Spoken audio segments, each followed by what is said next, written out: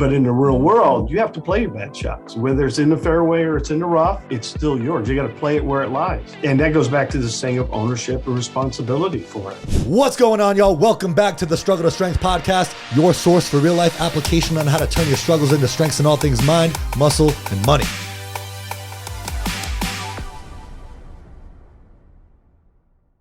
All right then, Marshall, tell us who you are, where you're from, what you're about, how you got here. Hey, I'm Marshall Townsend. Yeah, my company is MT2 Leadership, and I'm an executive leadership coach and keynote speaker. And I started my business about 7 years ago after leaving the corporate world, where I've been working as a coach, teach, and mentor for the military for almost 18 years. And prior to that, I had 20 years on active duty as an armor officer. So I had a lot of military experience behind me before I stepped out into the business world and started taking what I was doing with leaders in the military and helping in the business world. And one of the things I got to do is I've been asked to be a keynote speaker in a number of places. And I was asked to be the keynote speaker at the First Tee program. They have a program called the Joe Louis Burroughs Skills and Leadership Academy. And I was brought in as the keynote for that. And that's where I developed this one talk about mark your ball. And it's because I was able to talk to the kids and the youth there. And it was great because as I was talking about it, the kids were nodding their head. They're all teenagers, but they're all nodding their heads. And the coaches that were with them were also nodding their heads. So it's always good to see when you write a speech and then you present it for the very first time and everybody goes, well, they love universally. It. Yeah, it's universally. Universally and across age groups. I think a lot of times it can be hard to connect to multiple age groups. But yeah, that's a good feeling. You hit the nail on the head with it, it sounds like. So I'm curious, this Mark Your Ball conversation is a discussion about leadership and personal growth lessons from golf. I imagine you're a golfer. Yes. Let's say I kick the ball around a little bit. So I think everyone does, don't they? Yeah. Who's actually good at golf? I don't know anyone. I think personally, I've never been very good at golf, but to me, golf was one of those things where if I hit 1 out of like 6 to 8 shots and it's a good shot, I feel like I'm doing pretty good, which in any other capacity would be like a massive failure. It would feel like 1 out of 8. That's like a 20, what is that? I don't even know. I'm not good at the percentage, but like that's not a good percentage. But in golf, for me, it's okay. Mm-hmm. So I'm curious to know what your take on it, how golf translates into. Obviously, we like to play the game of golf. Right? You like to play. And if you're like me, you're out there, it's a high adventure when I'm out at a golf course. But I love playing the game, but like I say, it's high adventure. But let me ask you this. Have you ever played the other game, the game of driving range? Oh yeah. Yeah. There's two different games, right? Like at Top Golf. That's it. So on the driving range, the big thing I like about driving range, it's always a flat and level playing field. And, I get a bucket of balls, I get 30 balls, I hit my 30 balls, I'm done. Mm-hmm. But I'm out in a golf course, I could be out there all day hitting balls. So there's a big difference between the two.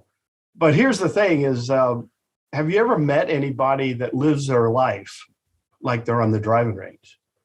And that is they show up and they expect, actually better yet, they demand a flat and level playing field. And you're going to give them a bucket of balls and that's it. You put 30 balls in my bucket and I'm not hitting any more, any less. Don't give me, I'm not here to exceed expectations. My job is to do the minimum amount of work with the maximum amount of pay.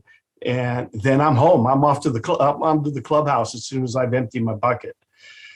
Comparing that to where I'm out on the golf course, man, like I say, I'm out there all days. Who knows how many times I'm going to hit the ball. But when I'm living when I meet people that live their life like they're on the driving range, a couple things come to mind is that there are those that live on the driving range in life because that's where they want to be. They want to be there. That's where they're comfortable. That's where they feel the safest and they don't want to change anything. Give me my bucket of balls. I'm going to hit them. I'm never going to have to pick them up. I'm never going to have to go look for them. It's fire and forget. I'm done and I'm going home. And then there's those that are stuck on the driving range who really are dreaming about, they want to go out and play golf, but they don't know how to make that transition because all they know is driving range. So what I did is I developed a little game with them to find out if they're ready to move to the golf course. And this begins with, what if I gave you your bucket of 30 balls and I had you hit your 30 balls in the driving range, and then I told you to go pick them up? What would that do to you? You know, first of all, you'd probably have a fit. That, what do you mean I got to pick them up?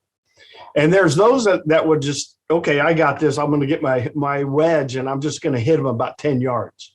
I'll just hit them the whole bucket about 10, then I'll go pick them up. So I like that. That's playing small. Like that was good. But there are those of us that want to hit the ball out in the course. But how do you go out and pick up your balls? If there's 1,000 balls in the course, how do you find your balls? Because I don't want you to pick up any 30 balls. I want you to pick up the ones you hit. And what would you want to do before you hit the ball? Mark it. I would mark it, right? I think we would agree that if I put some sort of mark on it, then I could find it. But here's the thing, is a little bit of magic happens when you mark that ball, is you take ownership of the ball. And not only ownership of the ball, you take ownership of where it goes, what it does, who it impacts, and where it winds up. And that's not all. Not only do you get ownership, you get responsibility for where it goes, what it does, who it impacts, and where it winds up. And that's a big jump between just hitting the ball and forgetting about it or never having to worry about it. Somebody else's job to pick up the mess you made. And then if you taking ownership and responsibility for the ball. Mm-hmm. And that's kind of the basic fundamentals of the talk, of where when I'm talking to youth groups and kids, or just even people in business, I used this same speech with key leaders at Warren Air Force Base out in Wyoming. I was brought in and had almost 400 leaders there. And this was the keynote speech I used. And it really had to deal with, are you taking ownership and responsibility of what you do? You know, we live in a world where how many tweets go downrange that nobody, they're just sending them. You know, kids are learning that they can just fire and forget. They don't have to ever take a responsibility, ownership for what they do. And that's a big mindset, because if you were going to move from driving range to the golf course, why do you mark your ball on the golf course? You know, obviously for the game of going and find them on the driving range is important, but why do you mark them when you're on the golf course? It's so that when the three of us are playing, you know, I'm going to outdrive you and I don't want you to play my ball, right? Yeah. Right? So we're going to walk down there and my ball's going to be 10 yards further than yours. And I want to make sure you're not going to mistake and play my ball. I want to have my ball marked. Because you know what that means is when that ball is 10 yards further, you know what that means? That means it's a selfie moment, right?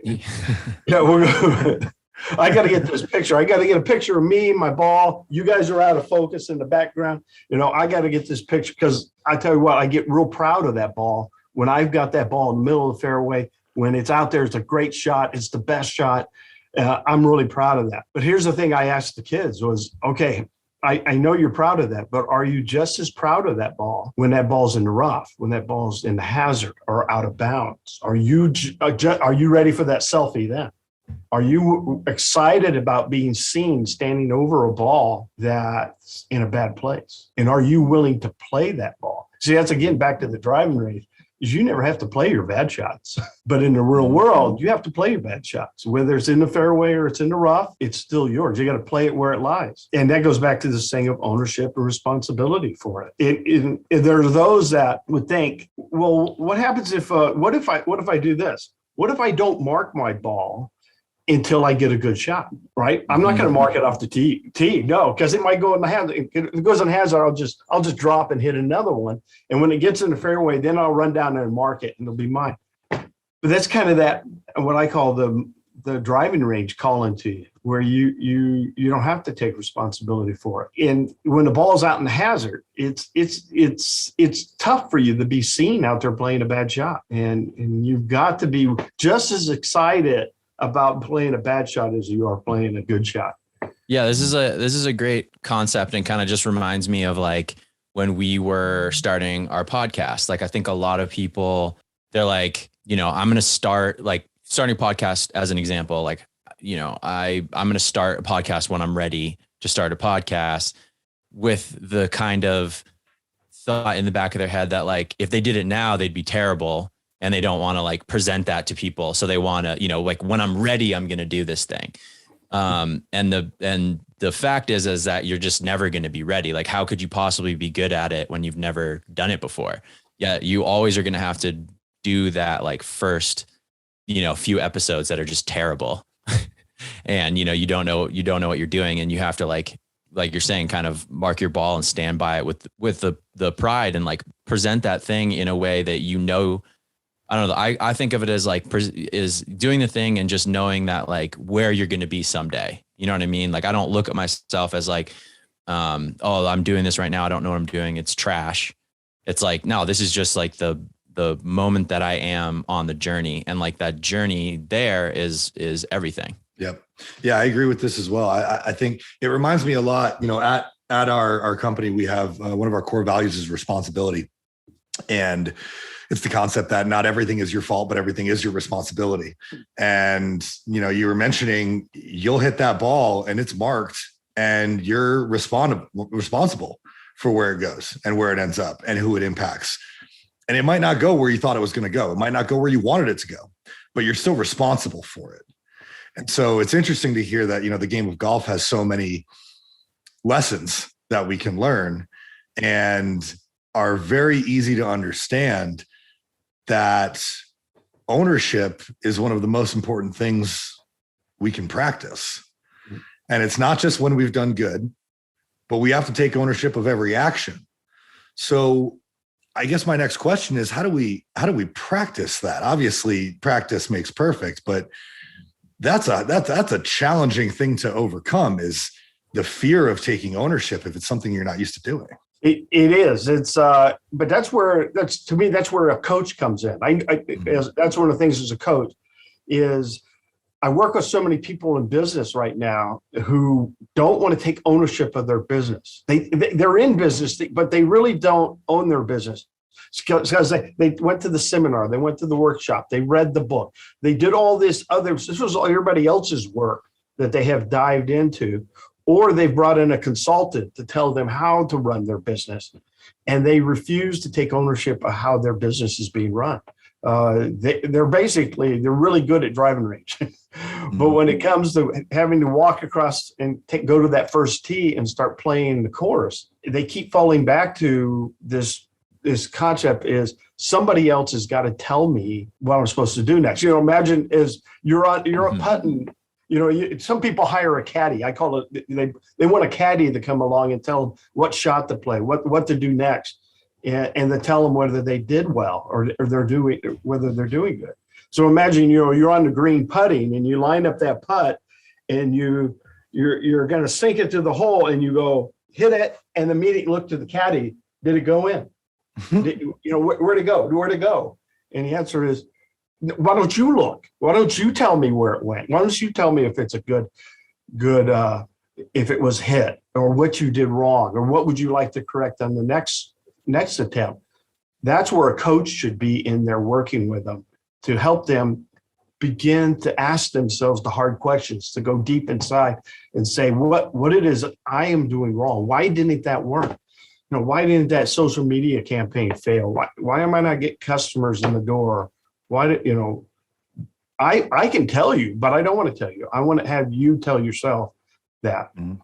And on the golf course, the day you stop looking, the day I stopped looking at my dad, hey, Dad, what do you think about that shot? And it was, that shot sucked, son. You lifted your head, you did everything wrong, and it was just like terrorized me every time I hit the golf ball with my dad there. Mm-hmm. But the day I stopped worried about that and I started taking ownership and responsibility for my game and what I was doing, then I started to improve. Mm-hmm. But that's the big step is stop looking at somebody else to tell you what's right, what's wrong, and start finding for inside yourself where you want to go with this. What is your right? What is your wrong? Mm-hmm. Is that a natural, is that something you're born with, or is that something that we can learn? Like the ability to, I don't even know the word for it. Is it ownership? Like the ability to take ownership and just kind of like step out of the matrix a little bit and stop looking for instructions from everyone around you and instead like lay out those instructions for yourself. Because I think that's like really the only skill that you need in life, honestly, because if you have that, then you can do anything. But yeah, is that something people are born with? No, I don't think it's born. I think something you need to learn, but it's also something you have to unlearn. What we've been taught through schooling is that you're always looking to somebody to give you a grade, A, B, C, D, or F. Your value, your self-worth is based on somebody's external evaluation of you. You've always been given a standard to perform to. And the second, I notice a lot of people, they move from high school where they've always been told what to do, what to read, what the test is, et cetera. And then they go to college and they're fumbling at college because they don't know how to do it on their own. They need somebody to guide them constantly. And then they get out of college and they go try and start a business and they have no idea because they're always looking for the great, somebody externally to tell them what's right, what's wrong. And that's the big jump is you have to make that transition and say, okay, I'm taking ownership of my business. I'm taking ownership of my life and I'm going to live it my way, the way that my dreams. Yeah, I have a dream. We'd all love to play the game like Tiger, hit the ball like Tiger Woods, but none of us have Tiger Woods' swing. That's Tiger Woods' swing. So we've got to learn to play with our swing and also like that. Enjoy playing with our swing. Yeah. If you had a golf coach who could like teach you the best swing ever, or even like teach you Tiger Woods swing, it still wouldn't be Tiger Woods swing. And I think that's kind of like, that's one of the things you're saying. That's I think an important distinction is like, there are those people out there. There are coaches like Josh and yourself that can show you how to do something. But the missing element there is like, you have to take the ownership because like, Josh can show you how to squat with perfect form and how to like eat the right diet, but you're the one who has to implement that. There's no, like, he can't do it for you. So Well, going back to the analogy of the golf courses, when you're on the driving range, you got a teacher that is there teaching you how to hit the ball, but he's not teaching you how to play the game of golf. He's teaching you how to strike the ball, how to hit the ball. But then if you've got a good mentor, a mentor comes along and takes you off the driving range, takes you over to the rough and teaches you how to hit the ball with it above your feet. It was flat and level when you were first learning. Now they're going to mentor, he or she's going to mentor you to hit the ball above your feet, below your feet, thick grass, out of the sand trap, all these different changing conditions. But it's still not teaching you to play the game of golf. Where the game of golf is learned is now you got to take all that skills or that awareness and understanding of how to hit the ball and go out on the course and take ownership of that and play the course using the skills you got taught. So my job as a coach is to get you off that driving range, get you onto the course and get you, I'll go with you on the course. I won't carry your bag. I won't. You carry your own bag. I won't tell you what ball to hit, but I'll ask you, so what are you going to hit on this next shot? And tell me why. What are you trying to achieve as this next hit? I'm off the tee box. I'm going to try and hit the 150-yard marker. Okay, let's see how you do. Boom, you hit the shot. Now tell me what worked, what didn't work, et cetera. But I still want you to look inside to solve the equation. So my job is I'm not a mentor who's going to take my worldly experiences and put them on top of you. I want you to take your experiences and embed them into yourself so that it becomes part of you. They like to say ownership, responsibility for what you're doing. Mm-hmm. Why do you think it's so hard in our society for people to learn how to do this? I think too much we've been taught to always look for somebody else. Our self-worth is determined by somebody else, or our self-value. And we don't take that time to, if you're in the gym, we're looking around the gym is how much is he picking up? Oh man, that guy's been training for 10 years. I've been there a week. Okay. I am not going to be able to do the reps like them, but somehow I'm assessing myself and saying, my self-value or self-worth is less because I can't do that. Mm-hmm. Well, I didn't grow. I haven't grown to that yet. you got to grow into. You got to compare similar stages of the journey. Mm-hmm. Do you think that things like social media or our current school structure is adding to this? Making it more challenging? Our school system makes it very challenging. More and more, we're being, we're always looking for that grade. That's our determination. And we know that once you get out in the real world, that nobody's going to ask you for your high school diploma. No participation trophies. Yeah, it doesn't work. But social media also does it. You said we're looking to other people to see what they're doing. Mm-hmm. And go ahead. I'm sorry. No, yeah. I mean, I think even more than the grade is the instructions of how to get the grade. Like that was a thing that really shifted in my brain, even in the past few years when I started kind of going out on my own. Like I started my own business, investing in real estate. And I noticed like when it comes to real estate, which is one of those like really complex things, it's like nobody knows anything. Like it's almost like laughable. You know what I mean? Like you have this vision in your head that like, oh, my parents know what they're doing, right? Like they own a house, they know what they're doing. Nope, absolutely not. And the real estate agents, they don't know, you know what I mean? Like they might know one specific thing. They know what they've done. A real estate agent might know like how to buy and sell houses, but like, if you're trying to analyze what's going on with your sewer line, you know what I mean? You're going to have to find very specific people who know how to do it. It's like really, it's crazy. Like, I think when it comes to school, I think it is really bad for us in that way, which is like, you're so used to just this fantasy that there's like a teacher and they know what they're doing and they're going to give you the step-by-step instructions of how to study for this test. And I think that like really hurts a lot of people throughout their whole lives. And a lot of people, I think, live their whole lives with that same kind of like fantasy in their head. You know what I mean? And it's hard to like step outside of your own bubble and do something different when you're just used to that. Like in the workplace, it's like, just keep asking your manager, like, what do I do? What do I do? It's like, there's no way to level up with that mentality. Mm-hmm. Yeah. At that point. One of the things I say to the kids is when I talk to them is that when it comes to the end of your tour, you've got to love the game more than you love the scorecard. Mm-hmm. And the day that you learn that scorecard, okay, is a tool to help you set goals, et cetera. But when it comes down to it, love the game more than the scorecard. Stop trying to compare yourself to other people and play, have fun. Yeah. That's the difference between process-oriented goals and results-oriented goals. If you define your success by being able to hit par on the golf course, then you're probably going to be upset every time you play golf when you don't hit par on the golf course. But if instead you say, I just want to get really good at golf, then you're probably going to have a much better time along your journey. You're probably going to turn into a much better golfer because you're not just trying to hit that one result of getting par. You're trying to become a better golfer and you do what better golfers do. And if you just really love the game of golf, then it's like, even when you're shit at it, you're still out there having fun. You know what I mean? There's you're not like, if you're having fun in what you're doing, it's impossible to be a loser. And because who can say anything to you?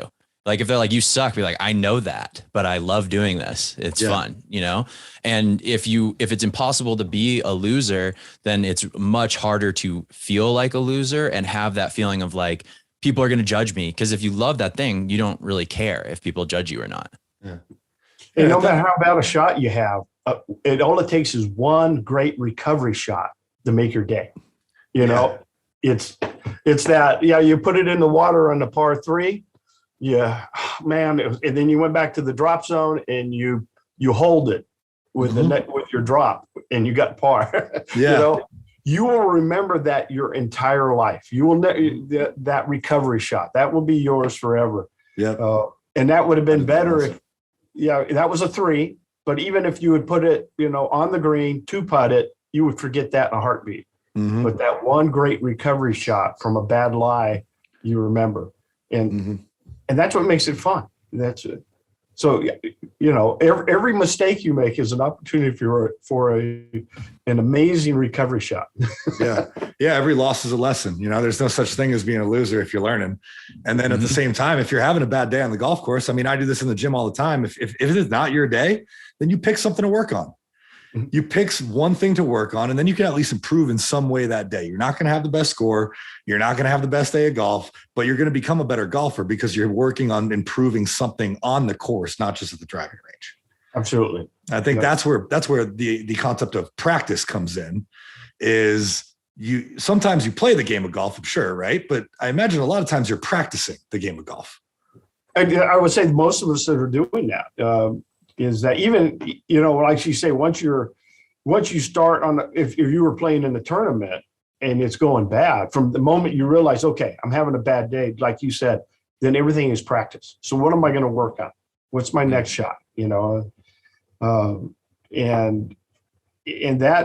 that goes in our business too. If we're having a bad moment in business, okay, what is it I can actually step back? What are my lessons and what can I work on right now? So that I don't do this again, or I get better at this. Yeah. So, constantly assessing,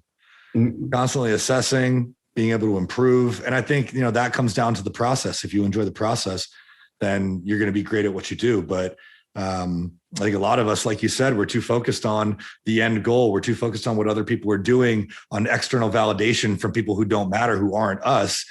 If we can learn to play the game, if we can learn to mark our ball, take ownership, take accountability, responsibility, and practice in a way that is process driven, I think everybody's capable of greatness. You just need the tools like this and sometimes some perspective like this to help you, see clearly. And it goes back to, what are you practicing? A lot of times people on the driving range are out there just hitting balls. They've just got a bucket of balls. They're warming up. Up. They keep saying, and they'll be warming up for the rest of their life. But I know that on the one course here at Boise Ranch, the third hole is a short par 3. It's like 145 yards to the green, and there's a water obstacle. I always hit the water obstacle.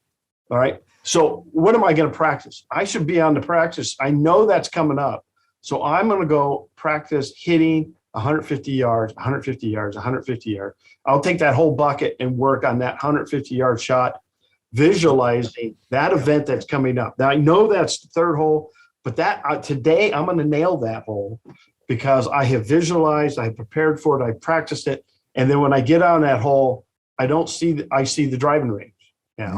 I don't see the water. I don't see anything else. I see that creation, and I hit that 150-yard shot. Yeah. There's purpose behind your practice. Right, and it hits the pin and rolls back into the water. But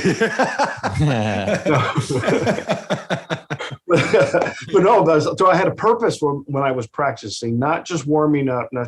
So that's what I encourage, is that even in business is, how is your sales in business? Have you practiced that sales pitch? Have you created, that message over and over? And how many times have you done that? How many times have you pitched that to yourself? So now when it comes time to do it, it's automatic. Mm-hmm. Yep. Practice with purpose, practice with intent. Marshall, this has been a phenomenal conversation. And obviously we could relate things back to sports. I'm always a big fan, but I really appreciate you coming on. I know that we're a little bit quick today, but I really enjoyed this. I want to, before you leave, give our listeners an opportunity to find you, learn a little bit more about you. So why don't you give yourself a little bit of a plug? Tell us where we can find you on social, on the internet, some things that you have coming up. And then if you could leave us with some lasting words of wisdom. Oh boy, I would really appreciate it. Just some final thoughts. Oh, well, you can find me at marshalltownsend.com or MT2 Leadership. All the social media platforms, I'm with MT2 Leadership. And one of the things I got going on right now is I have a 30-day positive quotes and leadership thoughts that you can sign up on my website to get those. And then I'm getting ready to launch a mastermind on the 15 laws of growth from John Maxwell. I'm a Maxwell leadership certified trainer. So I get to incorporate that in what I do with companies. And this is going to be a standalone mastermind that we can sign up for. And then positive quotes for the day. Well, I'll go back to the golf is that, every time you hit the ball, you've got to play it like it's the first time. Whatever's happened to you before, whatever's going to happen in the future, don't worry about that. Every time you step up to hit the ball, hit it like it's the first time you hit all day, and give it 110% when you swing. I love that. Don't like I say when on the driving range, don't play a shallow game. Don't play short. Don't take the easy rate. But swing like it's the first time you swung that day. Mm-hmm. I love that, and that's just being present. That's just being present, not forgetting about forget about the future, forget about the past. Just be present with where you are right now. That's your one shot. So I think that's a great final thought, little lasting words of wisdom. Marshall, I really appreciate you coming on. Really appreciate the story, the conversation that we had about accountability and ownership and discipline, and I think this was very valuable. So I highly recommend everybody go check out Marshall. The positive quotes, I think, is a phenomenal thing to start your day with. So I think that would be valuable download. But I appreciate you coming on again. And everybody, I appreciate you for tuning in to another episode of the Struggle to Strength podcast. We will see y'all next week.